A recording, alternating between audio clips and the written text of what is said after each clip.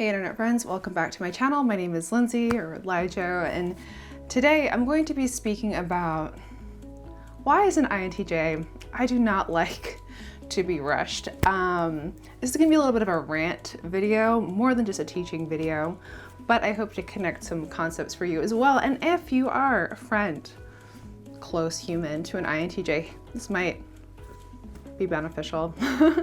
If you would like to book a video session with me, I do have a link below to Snug, which is my platform that I have built to do these interactions. So video sessions can be booked down there, and let's start.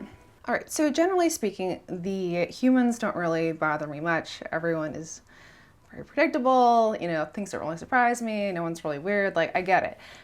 But one thing that does enrage my inner human is when people rush me, or if anything rushes me. So as it relates to rushing and INTJs, and I would assume a lot of INTJs feel the same way, it's not about that we don't know where to go. It's not about that really we don't know what to do. It's about having to deal with the sensory reality on the way to doing that. And I think a lot of times when people try to like get you to hurry up, or, you know, the world is kind of forcing that on you in some way, it only raises the fear of like having to deal with the sensory in a quicker manner. So it's not that I don't know where to go or I don't know what to do. It's like, I'm afraid I'm going to drop something, or I'm afraid that I haven't prepared things the way that I know that they should be, so that like X doesn't happen. Or that, you know, I can't read this thing fast enough, so like to actually understand what it's saying. So like I need more time to fully read and process what I am reading. And the whole concept of rushing is a bit of a blow to RTE, because RTE wants to be efficient. And, you know, if the outside world is somehow saying, hey, this is going too slow, what it's essentially saying is, hey, this is not working for me. So TE is trying to be like, it's feeling the pressure, basically, that things aren't moving. And who is it a result of? Well, it's obviously a result of you and your slow freaking sensory, Lindsay.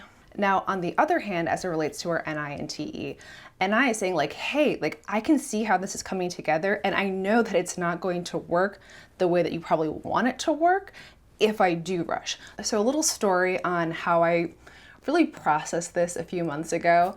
And funny enough, it came because someone who I knew online had posted a meme that said something along the lines of, you know, that feeling that you get when the cashier hands you your change and your receipt in the same hand, and the person behind you is trying to check out already.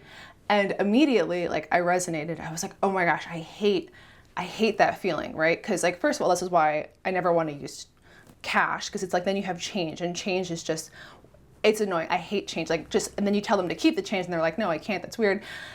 Anyway, and then it's like in the same hand, you're trying to put in your wallet, and then you have your bags and the person's coming behind you, and then it's just like the whole flow is like messed up. And so clearly I was resonating with this subject matter, right?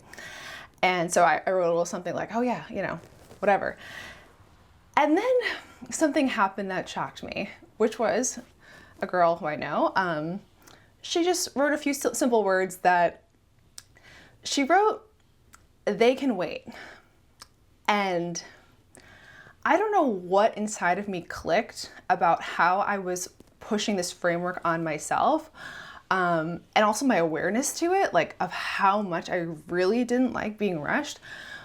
But, you know, she wrote, they can wait. And I was like, they can wait. And there is no actual physical need to drive myself to this place of turmoil in this moment, because I'm dealing with this stupid change in the receipt and just because you understand like how the optimal flow of traffic should go and the optimal process, and you're still trying to juggle the things in your hands and the receipt and the whatever, and it's not working, like just because you know and understand how it should work and how you would want it to work, but you can't manage the physical reality of it, it's okay, because the other person can wait. You don't have to be subject to what you know is the best flow and process from going from one place to the next. So moral of the story is the trick that TE will try to play on you, it's not real.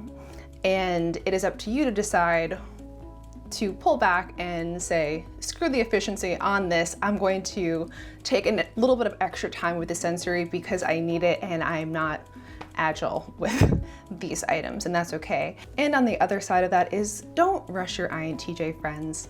If anything, ask to like help carry something or, you know, deal with a piece of the sensory that's probably in their way. I mean, they might want to deal with all of it themselves. You know, we're crazy and controlling, but like maybe ask if there's something that can be done there to assist in the process. And really the best thing you can do is actually tell them not to rush, because then that pressure of having to deal with the sensory is even lifted a little bit further, and that clarity and peace of mind will probably actually help us get the thing done better and faster than if we were triangulating with all the other extroverted pressures that are existing in the scenario. So that's it for this video. I hope you enjoyed a little bit of rant, a little bit of information as it relates to the functions and how they work in this stack. And I will see you guys in my next video. Please like and subscribe to the things if you want to. All right, goodbye, internet friends.